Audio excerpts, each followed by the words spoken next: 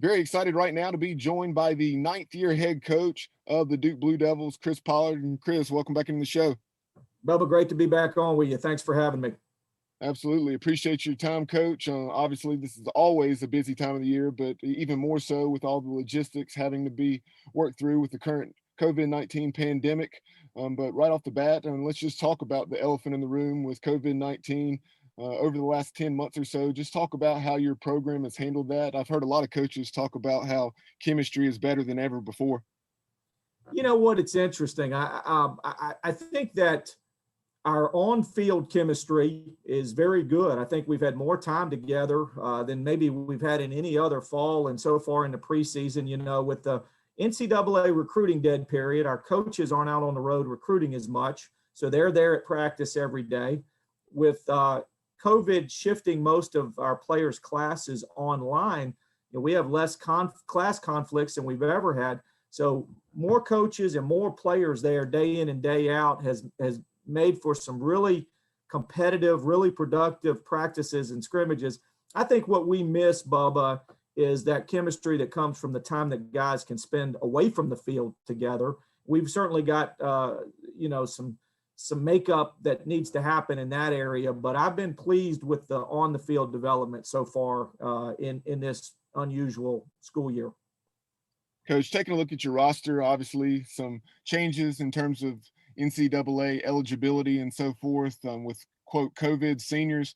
So how many COVID seniors do you have? And then also how many newcomers to your program are there? Yeah, no, that's a great question. So, we've got a couple of super seniors in Chase Cheek and Erickson Nichols, both guys that have been regular everyday starters for us in the past. Erickson at third and Chase in the outfield, and excited to have those guys back. Veteran presence, those guys provide a lot of leadership.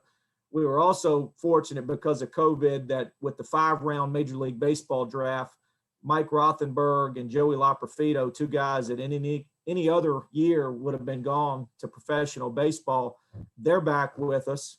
And so those guys, in a way, are kind of COVID seniors in our program. And then we welcomed 10 freshmen and 3 grad transfers to campus. So, you know, it's a neat mix of kind of the young and the old. We've certainly got some freshmen that are going to have a positive impact. Got some guys with a lot of upside on the mound and certainly a bat or two that are going to impact the lineup. But, you know, I think by and large, you'll see some pretty familiar faces when you look at that opening day lineup. You know, last year when things got shut down in mid-March, your ball club was 12-4, and you'd won a series against Florida State. So just talk about what you saw last year, and then with those experienced guys returning, like you mentioned, preseason third-team All-America by D1 Baseball, Michael Rothenberg. Yeah, I thought that team was playing at a really high level when the season was stopped March 12th last year. I thought that was a team certainly that was capable of playing in the upper echelon of the ACC, being an NCAA tournament team, and being a team because we had such a outstanding guy at the front end of the rotation in Bryce Jarvis, a team that could make a deep postseason run because every Friday night you were going to have an opportunity to match up one of the best arms in the country. I like this team a lot. I think we have more depth positionally than any team that we've had since I've been at Duke. I love our arms. I think the upside of this group of arms and the quality of the stuff is the best it's been in my 9 years here. What we lack on the mound right now, Bubba, is just experience. We're going to be playing a lot of guys, or pitching a lot of guys rather, that just they don't have a lot of game experience. And so they've done it in a scrimmage, they've done it in a practice setting, and now we've got to see how that translates when they get into when they get into competition. Let's talk positionally. In addition to some of those guys we've already discussed, who are some guys that you have back that may not have a lot of experience because just they've been behind guys that were more proven and more talented in the past, and or just because they're new to your program? So tell us about some of those guys that may be surprises to the outsiders like myself in 2021. Yeah, I think it's a great question. I'll give you one name right off the bat, and that's Graham Pauley, a guy that if the season had been played to its completion last year, probably would have redshirted for us. Left-handed hitting infielder, can play second, can play third, probably will play both at times for us this spring. Bubba, he was the most improved player on our roster this fall, and he's picked up right where he left off so far this spring. So that's a name to watch for sure on the positional side of things.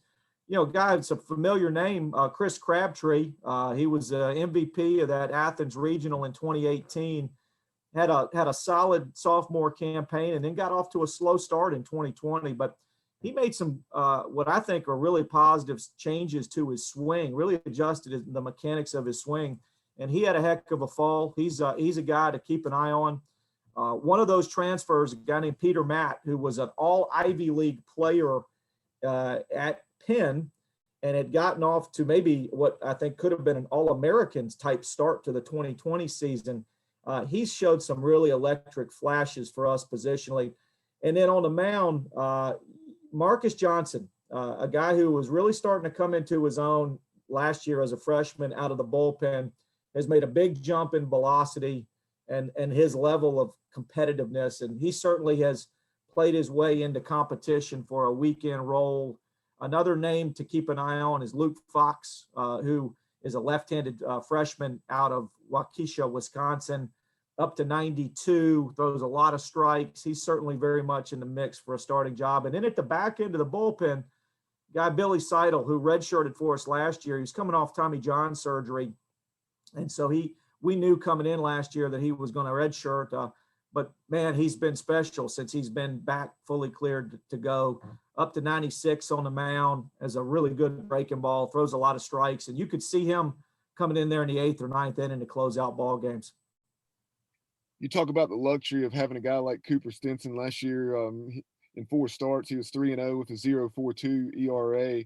And just talk about what, not only with his production, but then also everything he brings to the table and what he means to your pitching staff.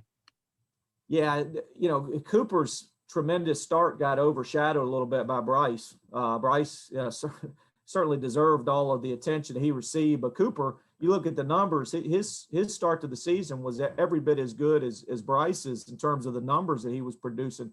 And Cooper's done it for us for 2 years. You know, he pitched on the weekend for us as a freshman in the ACC, so he's battle tested. He's a very tough-minded player. I love the toughness and the edge that he brings to the field with him day in and day out.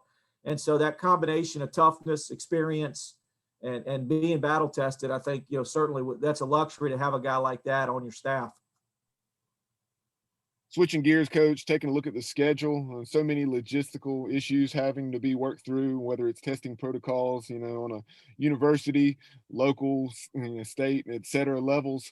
But then in addition to those things, and a lot of other variables, obviously always in play.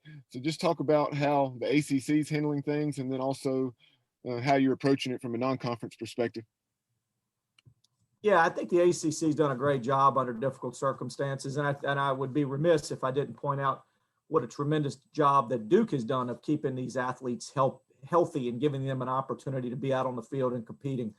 You know, testing protocols are a challenge, particularly with non-conference opponents. We still feel like we've got a great non-conference schedule lined up. You'll be seeing that publicly here probably within the next day or so, but you know, you've got a perennial powers like Coastal Carolina and East Carolina, Liberty, a Campbell program that's become the premier program in the Big South. So we got our work cut out for us in the non-conference. I really believe, Bubba, this is the most challenging schedule that Duke baseball has ever played in the 100+ year history of the program. It's certainly the most challenging schedule that we've played in my 9 years here. Final question for you, Coach. You know, since you took over this program, you've taken it from being, you know, a program that was typically, you know, right around 500 or maybe slightly above or below, but now you're competing for super regionals and trips to Omaha. So just talk about what you've established there in Durham and the benefits you've seen it pay off on the recruiting trail. Yeah, it absolutely has paid off from a recruiting standpoint. The type of recruit that we are attracting now is very different than 9 years ago. You look at the level of the commitment, and that's a product of the tremendous job that Josh Jordan, our associate head coach and recruiting coordinator, has done getting great talent to campus. But you're right. The visibility of the program on a national level has changed, and it's a source of pride. I'm grateful to be a part of it, but it takes a commitment from Duke. It takes a great coaching staff, which we certainly have. Really proud of the job that our assistants do, and our players have come in here and they've embraced our system and they've embraced our culture. And it's going to be a challenge to continue it. It is every year playing in this league.